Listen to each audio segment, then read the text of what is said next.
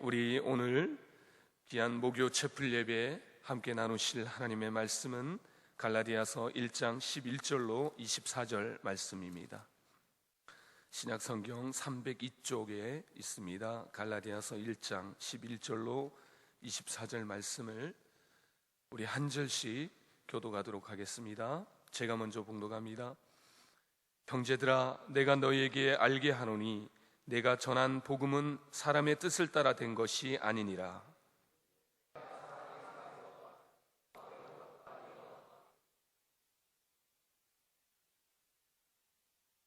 내가 이전에 유대교에 있을 때에 행한 일을 너희가 들었거니와 하나님의 교회를 심히 박해하여 멸하고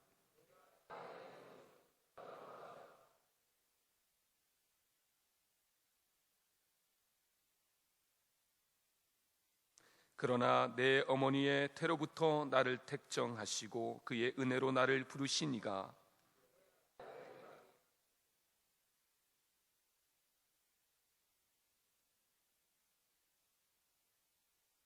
또 나보다 먼저 사도된 자들을 만나려고 예루살렘으로 가지 아니하고 아라비아로 갔다가 다시 다메섹으로 돌아갔노라.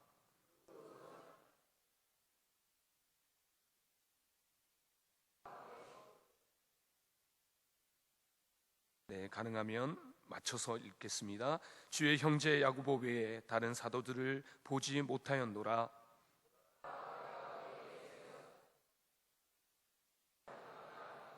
그 후에 내가 수리아와 갈릴리아 길리기아 지방에 이르렀으나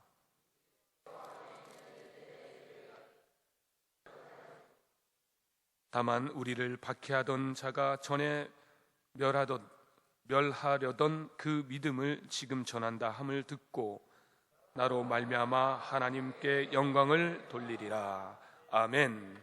할렐루야. 이 시간에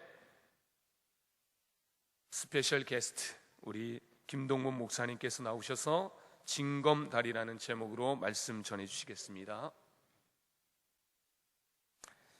예, 많이 덥죠? 안 덥습니까? 예, 여기는 안 덥지만 날씨가 매우 더워서 많이들 힘드신 것을 이렇게 봅니다. 저도 올여름에는 제가 선풍기를 안 트는데 올여름에는 어쩔 수 없이 집에서도 선풍기를 이제 틀고 있는데 많이 더운 것 같습니다. 그 설교하러 이렇게 강단에 서게 되면은 세 가지 반응이 있습니다. 나 자신에 대한 내 자신이 일어나는 그런 어떤 반응이 있는데, 하나는 어떤 때는 이렇게 서면은 어색한 마음이 들 때가 있고요. 또 어떤 때는 좀 떨리는 마음이 들 때가 있고, 또 어떤 때는 설교를 하려면은 또 두려운 마음이 이제 이렇게 설 때가 있습니다. 제가 우리 GBCS에서 처음 설교할 때는 좀 어색한 이제 그런 마음이었습니다. 어색하고 그리고 또 학생들과 또 어른들이 같이 이렇게 있고 또 주로 학생들이 이제 많이 있다 보니까 어떻게 이제 설교를 어디에 초점을 맞춰야 되는가라고 하는 부분에서도 조금 고민도 되었었고, 또 여러모로 이제 이런저런 것들로 인해서 또 분위기도 또 어색했었고 해서 좀 어색한 마음이었고, 또 몇 번 이렇게 또 말씀을 전하다 보니까 이제 어색한 마음은 없어지는데 이제 좀 떨리는 마음이 이제 생기기 시작했어요. 또 그러고 나서 그 떨리는 마음이 또 지나고 나니까 이제는 이제 두려운 마음이 이렇게 생기게 됩니다. 오늘 심정은 솔직하게 표현해 드리면은 좀 두려운 마음으로 이렇게 오늘 이렇게 섰습니다. 예, 제가 이렇게 오늘 전사님께서 찬양 인도하면서 이렇게 옆을 보니까 하얀 도복을 입고 우리 태권도 시범단 학생들이 열심히 찬양하고 하는 그런 모습을 보았어요. 보면서 혼자 속으로 생각했습니다. 우리 태권도 교육원 학생들이, 시범단 학생들이 태권도 시범 합숙훈련을 온 게 아니라 기도원에 영성 수련하러 온 것 같은 그런 느낌이 이렇게 들 정도로 열심히 또 찬양하고 또 이렇게 은혜로운 모습을 보았습니다. 그 힘에 입어서 오늘 말씀을 좀 전하겠습니다. 저는 오늘 갈라디아서 1장 11절부터 24절에 있는 말씀 이걸 가지고 신앙의 징검다리라는 제목으로 함께 말씀을 나누려고 합니다.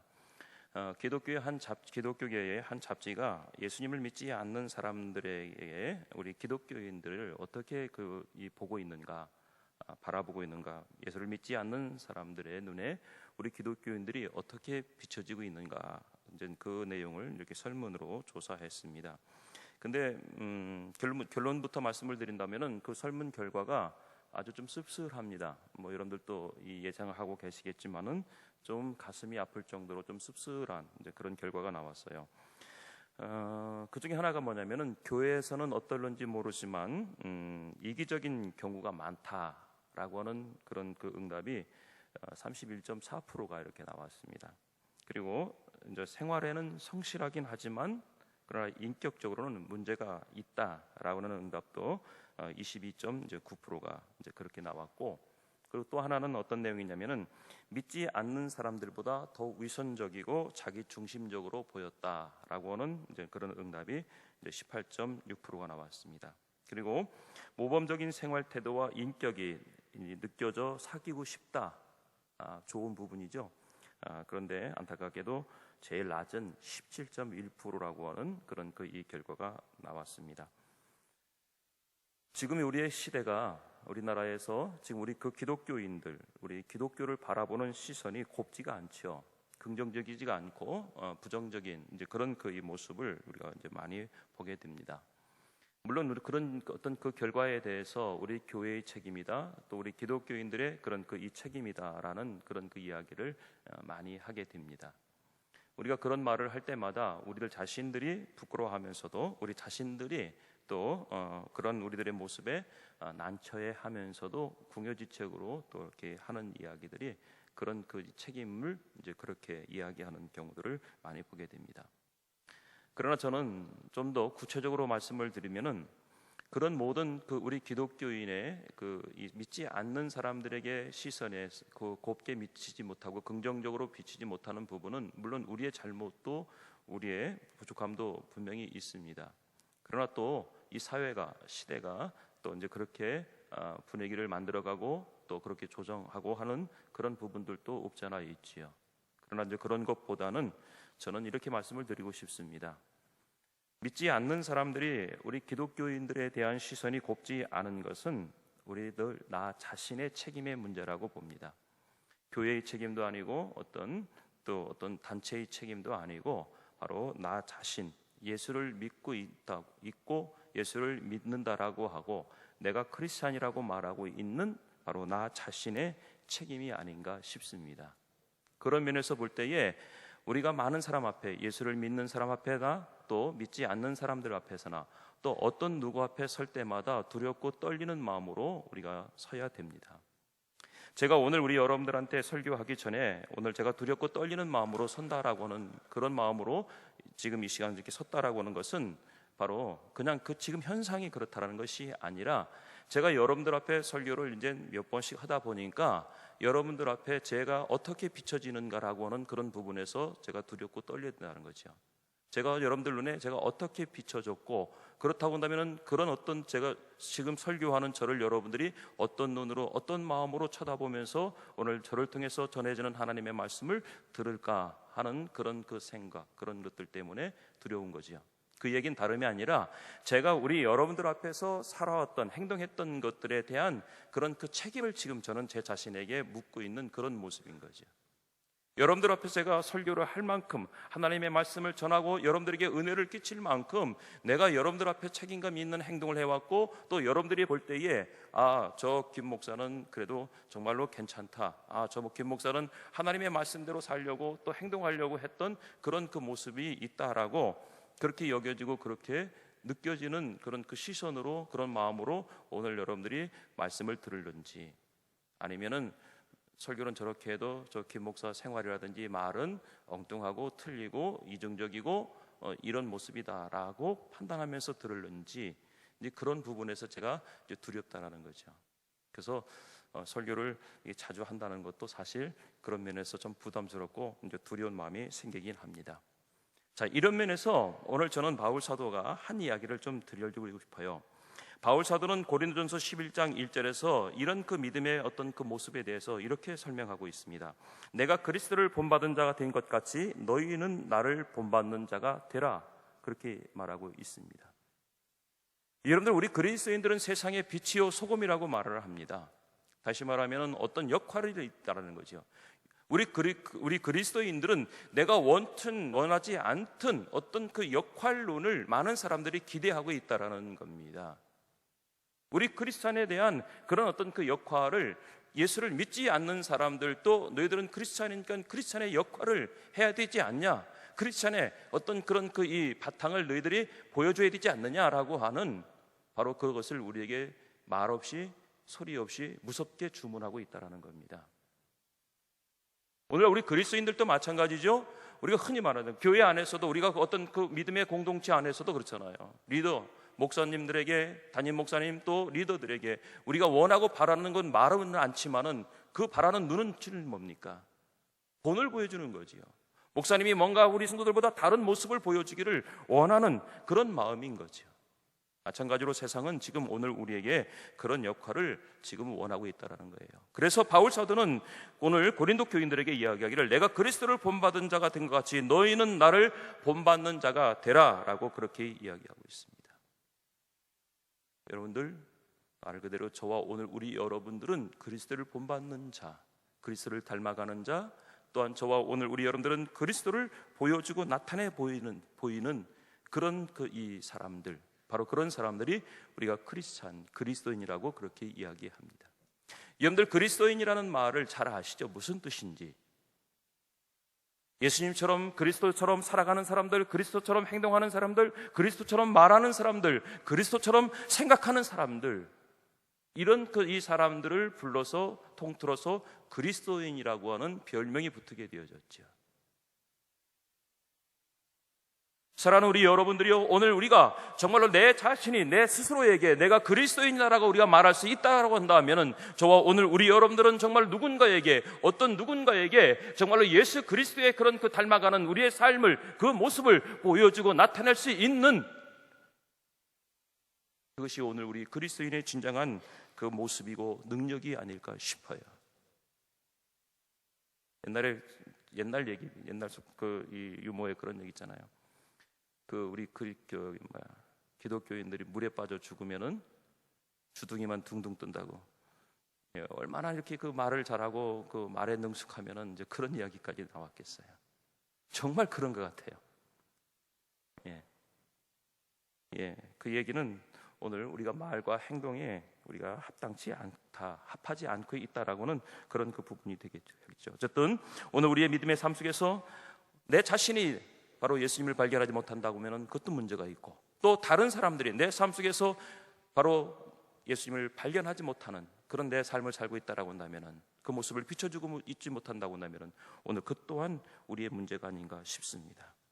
여러분들, 저는 그런 면에서 오늘 사도 바울의 신앙 여정을 돌아보면서 사도 바울이 거했던 곳곳마다 사도 바울이 처했던 사항들이 있었습니다. 그 모습을 보면서 오늘 저와 우리 여러분들도 우리가 처하는 환경마다, 처하고 있는 그 장소마다 하나의 그것이 믿음의 신앙의 징검다리가 되어서 여러분들이 예수님을 닮아가는 하나님의 사람들이 되기를 주의 이름으로 축복합니다. 여러분들이 사도 바울이 복음을 전하다가 잡혀가지고 아그리빠 왕 앞에 서게 됩니다. 재판을 받게 되죠. 아그리빠 왕은 이 바울에게 호의적인 사람이었어요. 왜냐하면 예수님을 믿기 전에 사도 바울이 예수님을 믿기 전에 아그리빠 왕과 친분이 있었죠. 뜻이 맞았었어요. 그거는 뭐냐면은 예수를 믿는 기독교인들을 잡아다가 옥에 가두고 그들을 핍박하고 그들을 죽이는 일에 그 마음이 통했던 그런 그 관계였었습니다. 그런데 이제는 반대가 돼서 사도 바울이 예수를 믿게 되어졌지요. 그런데 반대로 이제는 거꾸로 이 바울이 아그리빠 앞에 와서 잡혀와 있는 거예요. 그래서 재판을 받게 되는 거예요. 네가 왜 이렇게 됐냐라고 묻게 되는 거죠. 그때에 바울 사도가 뭐라고 이야기하냐면은, 이 아그리빠 왕이 바울 사도에게 뭐라고 말하면, 네가 공부를 많이 하더니 미쳤구나라고 이렇게 말을 합니다. 그러자 바울이 뭐라고 하냐면은, 아그리빠 왕이여, 내가 미친 것이 아니라 내가 말하는 것, 내가 믿는 것이 모든 것이 다 사실입니다. 그렇게 얘기해요. 그리고 내가 비록 당신 앞에 이렇게 결박되어 와 있지만은 그러나 당신도 나와 같이 되기를 원한다라고 하면서 바울 사도가 아그리빠 왕에게 전도하는 그 내용을 보게 됩니다. 결박된 것 외에는 나와 같이 되기를 원한다. 그렇게 이야기한 것이요. 여러분들이요, 오늘 바울 사도의 이런 그런 믿음의 고백이 있기까지는 짧은 시간, 또 아니면 그냥 단순한 그냥 말로만 하는 그런 위기를 넘기기 위해서, 아니면 뭔가를 좀 나타내고 보여주기 위해서 바울 사도가 그렇게 한 것이 아니었었습니다. 사도 바울이 오늘 아그리빠 왕 앞에서 내가 결박된 것 외에 당신도 나와 같이 되기를 원한다라고 말할 때에는요, 그 믿음의 고백이 있기까지는 많은 시간의 훈련과 과정이 있었다라는 거예요. 그런 훈련과 과정들이 오늘 저는 여러분들과 함께 한번 짚어보고자 한다는 겁니다. 여러분들, 첫 번째로 오늘 우리가 읽은 본문의 말씀 갈라디아서 1장 있는 말씀에 보면 여러 지명들이 나오게 됩니다. 그 지명들이 나오는 것들 중에서 하나가 바로 뭐냐면 바울의 인생 속에 가장 중요한 그 지역이 어디냐면은 다메섹입니다. 다메섹. 여러분들, 다메섹에서는 바울에게는 어떤 곳인지 아시죠? 우리 학생들도 다 알죠? 이 다메섹이 바울에게는 어떤 곳이에요? 예수님을 만난 곳. 여러분들, 사도 바울이 이 다메섹에서 예수님을 만날 때는요, 예수님을 만나기 위해서 간 게 아니라 왜 이 사도 바울이 다메섹 쪽을 향해서 가게 됐어요? 그리스도인들을, 예수를 믿고 있는 사람들을 핍박하기 위해서예요. 그들을, 예수를 믿는 사람들을, 다메섹에 있는 예수를 믿는 사람들을, 그들을 잡아다가 고문하고 그들을 신문하고 그들을 옥에 갇히고, 또 더 심한 사람들은, 말을 안 듣는 사람들은, 개종을 아직 않는 사람들은 그들을 죽이려고 바울 사도가 다메섹으로 가는 중이었었습니다. 다메섹은 지금의 어디냐면은 그 시리아의 수도 다마스커스예요. 다메섹에 많은 그리스도인들이 있다라는 이런 그 이야기를 듣고 바울 사도는 오늘 그 다메섹을 향해서 그들을 잡아 신문하고 옥에 가두고 죽이려고 다메섹으로 간다라는 거예요. 그런데 중요한 건 바로 뭐냐면은 다메섹이 오늘 이 바울 사도에게는 신앙의 출발점이 되는 그런 이 지점이 되었다라는 거예요. 그런 지역이 되었다라는 겁니다. 오늘 이 다메섹이 이 바울에게는 비그리스도인이 그리스도인으로 변하여지는 그런 장소가 되어졌고, 핍박자가 핍박받는 자로 변하여지는 그런 장소가 되었고, 복음을 방해하던 자가 복음을 전하는 복음 전달자로, 복음 증거자로 변하여지는 바로 그런 장소가 되어졌다라는 거예요. 바라면 이 바울 사도는 이 다메섹이 예수 그리스도를 만나는 그 인생의 터닝 포인트가 되어지는 그런 그 점이 바로 이 다메섹이었다라는 사실입니다.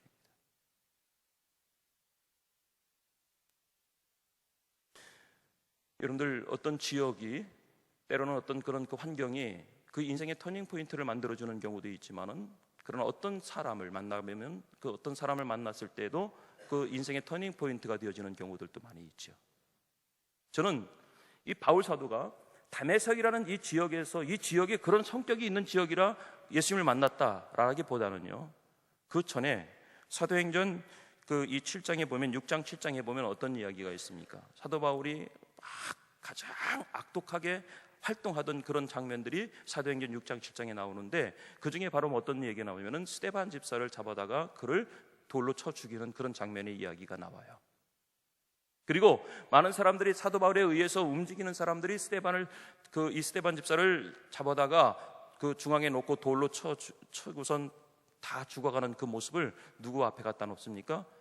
사울이라는 청년의 발 앞에 그를 갖다 놓습니다. 그런데 스데반 집사님이 그 앞에 서 있는 사도 바울을 바라보면서 어떤 모습을 보여줍니까? 아니, 이 사도 바울이 자기가 죽이고자 했던 스데반의 그런 그 모습 속에서 바울 사도가 어떤 모습을 발견합니까? 천사의 얼굴을 발견하게 되죠. 천사의 얼굴을 발견하게 됩니다. 여러분들, 저는 이 모습을 보면서 사도 바울이 아무런 어떤 느낌을 안 가졌을까? 아니겠지요. 제가 오늘 우리 여러분들 앞에 오늘 말씀을 전하면서 두렵고 떨리는 마음을 가지고 전하는 것처럼 바울 사도도 아무런 말은 안 했지만은 그러나 천사의 미소를 지면서 천사의 얼굴을 띄고 말없이 스스로 슬슬 눈을 감고 있는 이 스데반의 집사의 모습을 보면서 그 생각과 그 마음에 분명한 터닝 포인트가 생겼다라는 거죠. 그러고 난 후에 다메섹으로 가던 중에 오늘 바울 사도는 정말 거기에서 예수님의 음성을 듣고 오늘 거기서 예수님을 만나고 그의 인생이 변화해지고 달라지는 그런 역사가 있었다라는 사실들입니다. 저는 우리 사랑하는 우리 모든 여러분들도 정말 우리 인생에 변화되어지는 점, 터닝 포인트라고 하는 그런 부분들을 우리가 언제 찾을 것인가라기보다는 이미 우리는 그 부분을 지났을지도 몰라요. 다메섹이라고 하는 아니면 또 스데반이라는 사람을 오늘 저와 우리 여러분들은 만나고 스치고 지난 모습들 있을 수 있을 것입니다. 그러나 중요한 것은 저와 오늘 우리 여러분들이 오늘 다메섹의 터닝 포인트, 이 바울 사도의 터닝 포인트가 저와 오늘 우리 여러분들이 또 그 다메섹을 또 되찾을 수 있는 그런 우리 믿음의 성도들 되기를 주의 이름으로 간절히 축복합니다. 또 한 가지는 오늘 말씀에서 보면은 오늘 바울 사도가 예수님을 만나고 난 후에 그가 어디로 가느냐면은 그가 행하고 있는 곳이 어디냐면은 아라비아로 이렇게 가고 있는 것을 보게 됩니다. 아라비아 사막이에요.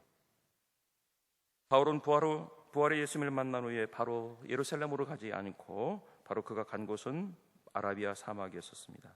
17절에 보게 되면 오늘 그 말씀에는 이야기가 나오죠. 아라비아 사막으로 바울이 갔고 거기에서 대략 3년 정도 거하면서 기도하는 그리고 하나님의 말씀을 상고하는 그런 그 바울의 모습을 우리가 보게 되었습니다. 여러분들, 바울 사도에게 있어서 신앙의 징검다리 두 번째 징검다리 이 아라비아는 바울에게 어떤 곳이냐면은 그동안에 사울로 살아왔던 그 모습을 다 내려놓는 그런 이 장소가 아라비아였다라는 거예요. 여러분들, 바울 사도가 3년 동안 기도하고 하나님의 말씀을 상고하고 하나님의 말씀을 배우고 연구했던 그런 이 내용이 아니라 3년 동안에 그동안에 바울 사도의 그 사울로 살아오면서 익숙해져 있고 몸에 배어 있었던 유대교의 그런 모든 것들을, 로마인의 그런 모든 모습들을 다 내려놓고 다 희석시키고 새롭게 변질시켜 놓는 바로 그런 작업과 그런 그 시간들이 있었던 것이 바로 이 아라비아 사막이었다라는 사실입니다. 예수님과 좀 비슷하잖아요. 예수님도 공생의 일을 시작하기 전에 먼저 어떻게 하셨어요? 광야로 나가셔서 가서 40일 동안 금식하시면서 기도하셨던 그런 예수님의 모습을 보게 됩니다. 저도 오늘 예수님의 그런 모습들을 다른 관점에서 좀 생각했으면 좋겠어요. 예수님의 능력을 받아서 공생애를 시작하기 위해서 기도하러 금식하시러 가셨던 것보다는 예수님도 이제 공생애를 시작하기 이전에 당신의 이전의 모든 삶들을 정리하시고 그리고 새로운 예수님의 정말로 진정한 신성을 지니신 예수님의 모습으로 살아가기 위한 준비의 과정, 그 모습이었지 않나요? 여러분들, 저는 오늘 바울의 이 아라비아는 사울의 모든 모습을, 이전의 사울의 모습들을 다 내려놓고 다 죽여놓고 다 버려놓고 아라비아 그 건조한 사막에 다 뿌려놓고 하나님의 사람 바울로 거듭나기 위한 그런 이 장소가 바로 이 아라비아였다라는 거예요. 여러분들, 저와 오늘 우리 여러분들이 지금 있는 이곳은 우리는 어떻습니까? 저와 오늘 우리 여러분들이 지금 있는 우리들의 상황에서 우리가 처하고 있는 이 장소에서 저와 오늘 우리 여러분들은 어떤 모습입니까? 바울처럼 모든 것을 내려놓으며 자기의 모습을 전부 다 죽여가며 정말로 예수 그리스도를 닮아가며 이제는 예수 그리스도의 복음을 증거하는 하나님의 사람으로 변하여 가기 위한 준비하는 그 과정처럼 저와 오늘 우리 여러분들도 오늘 내가 있는 곳에서 또 오늘 내가 사역하고 있는 곳에서 내가 공부하고 있는 이곳에서 여러분들은 무엇을 우리는 준비하고 있는지요?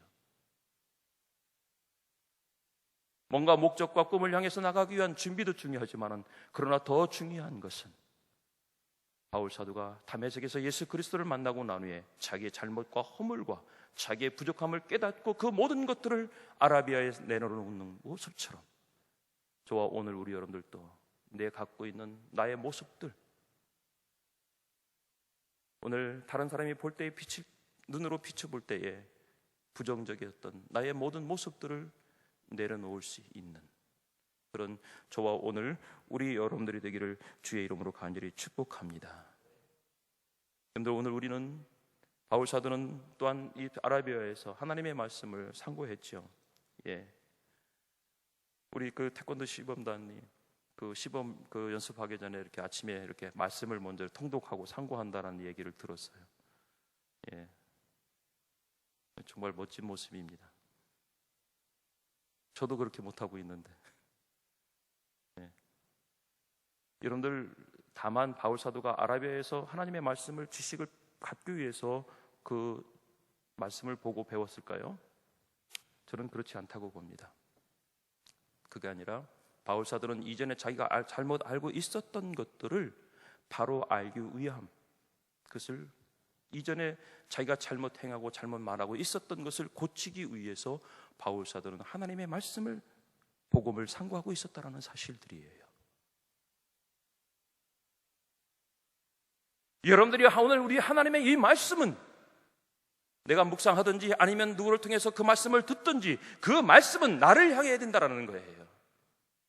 바울 사도는 그 아라비아에서 하나님의 그 말씀을 자기로 향하는 말씀으로 바꿔놓기 시작한 거예요. 근데 오늘 우리는 어떻습니까? 오늘 하나님 우리가 듣든지 보든지 하는 하나님의 말씀들을 그 나를 향하는 말씀으로 삼는 것이 아니라 다른 사람을 향하게 하는 그런 말씀으로 우리는 보고 듣고 말하고 있다는 거예요. 그래서 비기독교인들의 눈에 비칠 때 우리 기독교인들의 부정적인 그런 모습이 보여지지 않나 싶어요.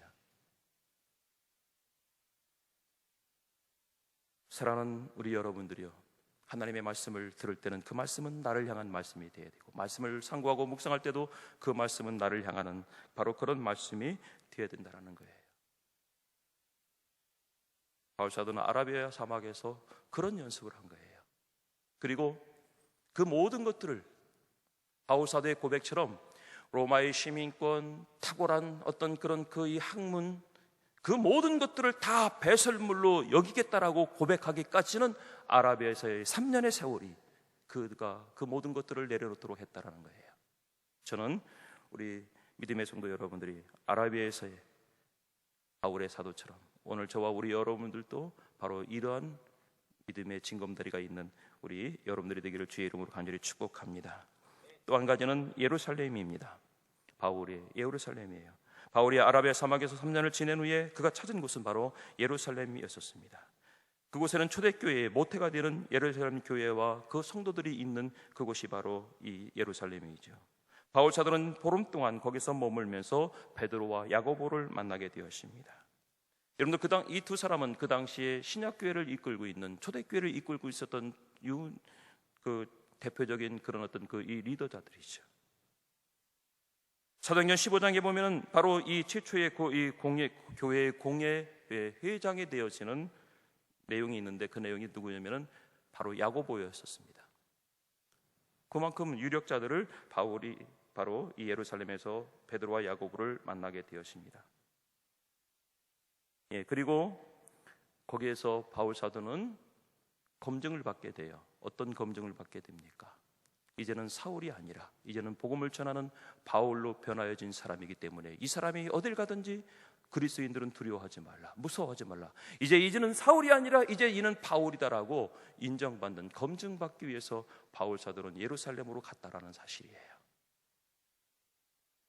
여러분들이 오늘 우리 자신이 누군가로부터 검증을 받는다라는 거, 누군가로부터 인정을 받는다라는 거, 누군가로부터 이 사람은 괜찮다, 이 사람은 쓸만하다, 이 사람은 정말 앞으로 이 사람은 기대할 만한 사람이다라고 우리가 그렇게 말을 들을 수 있다라는 거. 오늘 바울 사도는 예루살렘에 가는 이유가 바로 그거였었습니다. 물론 자기 자신을 자랑하기 위해서가 아니에요. 바울 사도는 하나님의 사명, 복음을 전하는 사명을 위해서 그가 초대교회 리더들로부터, 리더십들로부터 인정을 받아야 되기 때문에 그랬어요. 이 사람은 이제는 사울이 아니라 복음을 전하는 바울이기 때문에 교회를 방문할 때마다 두려워하지 말고 반갑게 맞이하고 이를 도와서 복음이 온 땅에 전하지도록 힘쓰라. 그거를 위해서 바울 사도가 예루살렘을 향해 갔다라는 거예요. 예, 중요한 거는 내가 누군가로부터 인정을 받는다라는 거, 중요한 일이죠. 가식적인 그런 행동과 그런 모습을 통해서가 아니라 진정한 변화되고 달라지고 또 갖춰져 있는 그 인격과 그 실력을 통해서 인정받을 수 있는 바로 저와 우리 여러분들이 되어야 되리라 믿습니다. 이게 협력하는 거죠. 지금 협력하는 그런 모습을 보여주고 있습니다. 자, 마지막으로 시간 관계상 수리아와 길리기아 이야기입니다. 수리아는 안디옥에 있는 지역입니다. 여러분들 안디옥 수리아, 우리가 그 얘기를 많이 듣죠. 여러분들 이 수리아와 길리기아는 쉽게 말하면 안디옥이라고 생각하시면 됩니다. 지금 말하면 터키의 남부지방에 있는 그런 곳이에요. 아까 말씀을 드렸지만 그 안디옥은 어떤 곳입니까? 최초로 그리스도인이라는 이런 그 이름을 들었던 그 장소가 바로 이 안디옥이에요. 수리아와 길리기아 지역에 있는 교인들이 많은 사람들로부터 그리스도인이라는 그런 이름을 듣게 되고 별명을 얻게 된 지역이 바로 이곳이에요. 그런데 여러분들, 안디옥 교회가 이 수리아와 길리기아 이 교인들이 그들이 처음부터 정말로 그들은 그리스도인이라는 말을 들었을까요? 아니에요. 바울이 예루살렘에서 나와서 가장 먼저 갔던 곳이 바로 이 수리아와 길리기아 지역인데, 안디옥 지역인데, 바울이 이곳에 가서 그의 변화된 모습을 보여줬다라는 거예요. 그의 달라진 모습을 보여줬다라는 거예요. 모든 사람들이 보고 감탄할 만한, 인정할 만한 바로 그 온전한 그리스도인의 그 모습을 바울이 이 안디옥에서 보여준 거예요. 그 모습을 본 이 수리아와 길리기아 사람들, 이 안디옥 교인들이 바울의 그 모습을 통하여서 그들이 도전을 받고 그들도 예수님을 닮아가는 사람들, 그들도 예수님의 은혜를 입는 바로 그런 그리스도인들이 되었다라는 사실들입니다. 믿음의 성도 여러분들이요, 오늘 우리는 그냥 존재하는 자만의 어떤 그 모습이 아니라 존재 가치도 중요하지만은 그러나 저와 오늘 우리 여러분들은 어떤 모습으로 다른 사람들에게 내가 어떤 모습으로 어떤 거울의 모습으로 비춰지고 있는가에 대한 우리의 사명 또한 생각해 봐야 될 부분이라는 사실들입니다. 오늘 길리기아 수리아에서는 바울이 본을 보이고 있습니다. 달이 태양의 빛을 비춰서 그 빛을 은은하게 비춰주고 있는 그 모습처럼 오늘 이 바울이 수리아와 길리기아에서 그 모습을 보여주고 있는 거예요. 우리가 어떻게 하자, 예수를 이렇게 믿는 거다, 어떻게 하는 거다, 바울은 장황하게 설명하지 않았어요. 말로 말하지 않았습니다. 바울은 행동 하나하나 이 모습을 통하여 수리아와 길리기아 사람들에게 예수를 믿는 사람들이 어떤 모습인가를 분명하고도 정확하게 보여주고 있습니다. 우리는 믿음의 공동체입니다. 우리가 믿음의 공동체 안에서 오늘 믿음의 사람들 속에서 우리가 이 모습을 발견하지 못한다고 한다면 우리의 공동체가 이 모습이 되어지지 못하고 우리들 스스로가 이 모습이 되어지지 않는다고 한다면 저와 오늘 우리 여러분들은 지금 이 시대가 우리 기독교를 향해서 우리 그리스도인들을 향해서 욕하고 말하고 있는 그런 부분에 책임을 져야 된다는 사실들입니다. 결론적인 말씀을 드리겠습니다. 바울 사도의 신앙의 징검다리는 다양했습니다. 그러나 분명한 것은 그 징검다리를 통해서 바울 사도는 예수 그리스도를 닮아가고 성숙한 그리스도의 모습을 분명하게 우리에게 보여주었습니다. 믿음의 성도 여러분들, 저와 우리 여러분들도 신앙의 징검다리를 하나하나 놓아가면서 그곳에서 우리의 역할과 우리의 존재감을 분명히 보이고 나타낼 수 있는 우리 사랑하는 우리 모든 여러분들이 되시기를 주님의 이름으로 간절히 축복합니다. 기도하겠습니다. 하나님 고맙습니다. 하나님께서 우리 앞에 믿음의 징검다리, 말씀의 징검다리, 사랑의 징검다리, 사명의 징검다리, 많은 징검다리를 놓았지만은 저희들이 두렵고 또는 책임감 없이 그것을 벗어나고 있습니다. 아버지 하나님께서 우리 앞에 놓으신 그 징검다리 하나하나를 믿음으로 밟게 하여 주시옵소서. 믿음으로 서게 하여 주시옵소서. 그리하여 그 징검다리를 통해서 예수 그리스도의 장성한 믿음의 분량에 이르기까지 갈 수 있는 우리 믿음의 공동체가 되게 하여 주시옵소서. 아버지 하나님께서 함께하여 주시고 아버지 하나님께서 축복하여 주시어서 그 징검다리를 두려워하지 않는 우리 사랑하는 성도들 되게 하여 주시옵소서. 예수님의 이름으로 기도드리옵나이다. 아멘.